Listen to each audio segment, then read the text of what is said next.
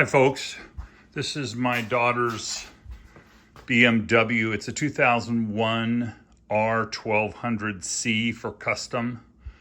Anyway, so I was working on a few things, but just replacing the fuel filter, which is inside the tank.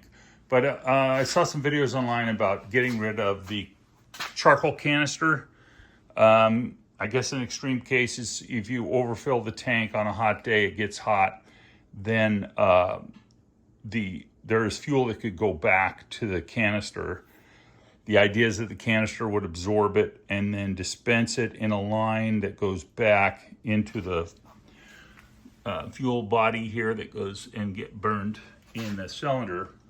But it's a environmental thing. But the issue is you could get carbon in that gas going back, and it's not good, particularly for your engine. There's a few videos online about it already, but just getting rid of this fuel canister.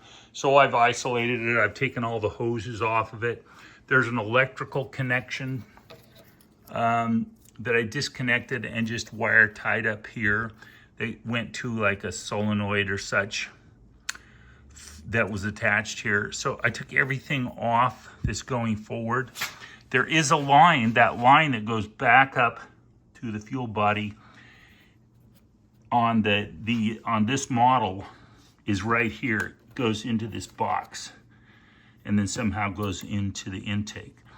So I put a bolt in there and a clamp on it because that'll pull a vacuum. And so you just want that isolated. And so now this is completely isolated. The lines that come off of the tank that went back to that canister, these are those two lines. And this one is long enough, I think, to just drape down and let it drape down to the bottom.